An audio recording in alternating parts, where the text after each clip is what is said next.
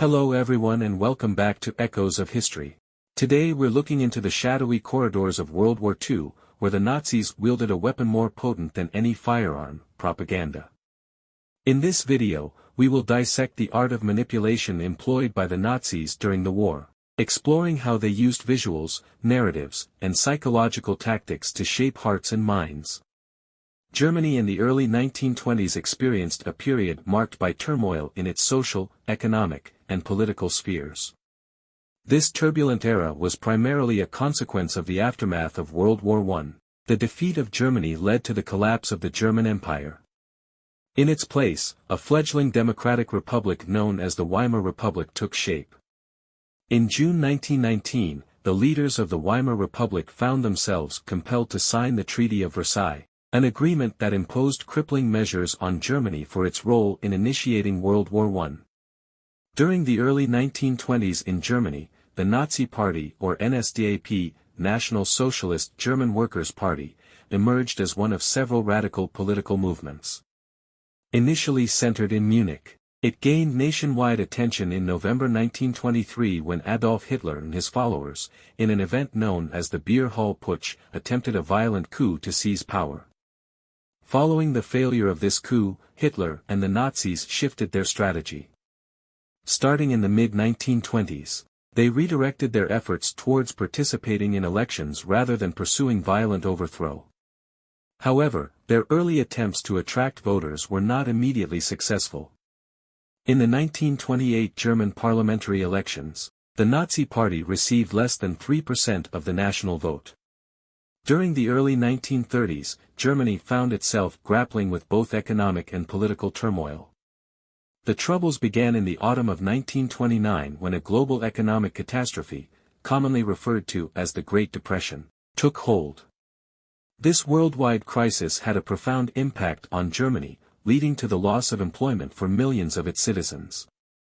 Consequently, the nation faced significant challenges including soaring rates of unemployment, widespread hunger, growing poverty, and a troubling increase in homelessness. These dire circumstances painted a grim picture of life in Germany during the early 1930s. In the parliamentary elections of July 1932, the Nazis secured a remarkable 37% of the vote, surpassing all other parties. These electoral victories posed a challenge for governing Germany without the cooperation of the Nazis. Adolf Hitler and his party refused to collaborate with other political factions and insisted on Hitler's appointment as chancellor. Initially, German President Paul von Hindenburg resisted this demand. However, he eventually yielded to pressure and appointed Hitler as the Chancellor of Germany on January 30, 1933.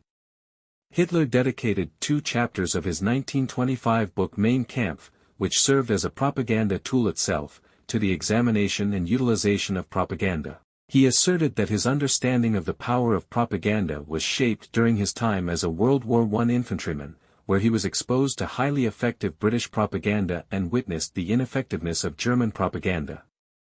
In Mein Kampf, he elaborated extensively on the idea that Germany's defeat in the war was largely due to the success of British propaganda, aligning with prevalent German nationalist beliefs at the time. Despite being inaccurate, as German propaganda during World War I was often more sophisticated than that of the British, this notion was adopted as the official narrative in Nazi Germany, thanks to Hitler's endorsement.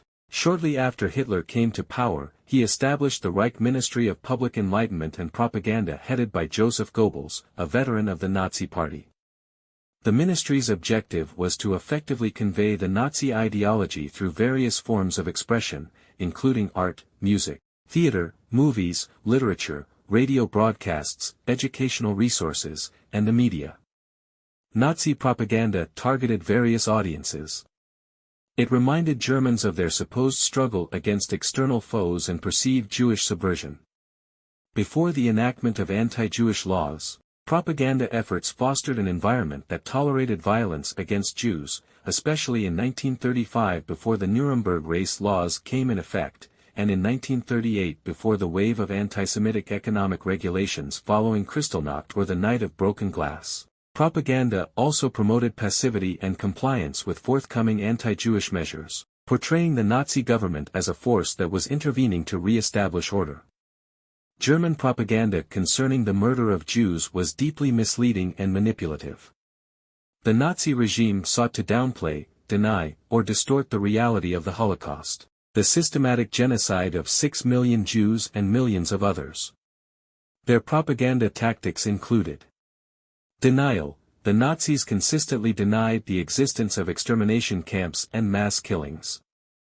They propagated false stories, claiming that Jews were being resettled or relocated to work camps rather than being subjected to mass murder.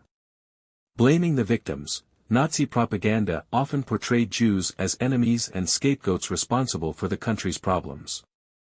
They accused Jews of being disloyal, subversive, and dangerous to the German nation. Dehumanization. Jews were dehumanized through caricatures, cartoons, and derogatory language in Nazi propaganda. They were depicted as rats, parasites, or other subhuman creatures, making it easier to justify their persecution. Distorted statistics. The Nazis manipulated statistics and used selective data to present a distorted view of the situation. They claimed that Jewish populations were declining due to natural causes or emigration.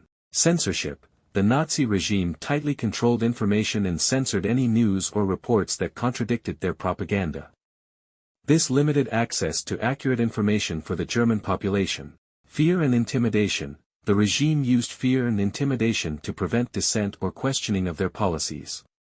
Anyone who spoke out against these atrocities risked severe punishment, including imprisonment or death. Discrediting eyewitness accounts. When reports about the Holocaust began to emerge, the Nazis and their supporters attempted to discredit the testimonies of survivors and witnesses as lies or exaggerations. In the lead-up to the start of World War II in 1939, German newspapers and officials conducted an extensive propaganda campaign. This campaign aimed to make accusations against Polish authorities, suggesting their involvement in, or at least tolerance of, aggressive actions targeting ethnic Germans residing in Poland. At the core of this propaganda drive was the deceptive Operation Himmler, a staged event aimed at portraying Poland as the aggressor against Germany.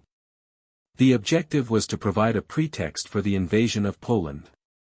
Studies reveal that the Nazis' utilization of radio-based propaganda played a crucial role in their efforts to solidify their control and recruit additional party members. Until the end of the Battle of Stalingrad on February 2, 1943, German propaganda focused on promoting the strength of the German military and portraying German soldiers as humane towards the people in occupied territories. They depicted Allied bombing pilots as cowardly killers and singled out Americans as gangsters reminiscent of Al Capone. Simultaneously, German propaganda aimed to create divisions between Americans and the British and to distance both Western nations from the Soviet Union. The Wehrmachtbericht, a daily radio broadcast from the high command of the Wehrmacht, played a crucial role as a source of propaganda. Nazi successes were easily exploited for propaganda purposes and were difficult to mishandle at that time. They used satire when discussing defeated enemies, recounted successful attacks, and praised fallen soldiers, all of which served the Nazi cause. However, handling failures, such as when the HMS Ark Royal survived an attack that German propaganda had exaggerated, posed significant challenges. Following the Battle of Stalingrad, the primary focus of German propaganda shifted to portray Germany as the foremost protector of what they referred to as Western European culture, against the perceived threat of the Bolshevist hordes. They highlighted the introduction of the V1 and V2 vengeance weapons to persuade the British populace that defeating Germany was a futile endeavor. Wartime propaganda with an anti-Semitic focus served several objectives. One goal was to convince people in Allied nations that the Jews were responsible for the war. Additionally, the Nazis aimed to make sure that the German population was aware of the harsh actions taken against Jews on their behalf. This was done to implicate them and secure their loyalty out of fear, based on Nazi-imagined scenarios of alleged post-war Jewish retaliations. This emphasis on anti-Semitism, particularly intensified from 1942 onward. Challenges in propaganda emerged easily during this phase of the war. Expectations of rapid and remarkable success were raised, necessitating explanations if these expectations were not met. This also diminished the impact of actual successes, and attempts to conceal mistakes and failures led to mistrust. Additionally, as the war's hardships increased for the German populace, more propaganda was disseminated, emphasizing that the war had been imposed upon Germany due to foreign powers' refusal to acknowledge its strength and sovereignty. Joseph Goebbels, in particular, urged for propaganda that would toughen the resolve of the German people and not portray victory as easily attainable. Following Hitler's death, his successor as Germany's chancellor, Joseph Goebbels, conveyed the news to the Reichssender Hamburg radio station. The station initially reported Hitler's death on the evening of May 1, stating that he had died earlier that afternoon as a heroic fighter against Bolshevism, even though he committed suicide in the bunker of the Reich Chancellery. Karl Donitz, who succeeded Hitler as the head of state, further asserted that the United States forces were continuing the war with the sole aim of spreading Bolshevism, a form of Marxism-Leninism communism, throughout Europe. As we conclude our exploration of German propaganda during World War II, it's important to reflect on the profound impact it had on both the German people and the world at large. The power of propaganda, as we've seen, can shape perceptions, incite fear, and even influence the course of history.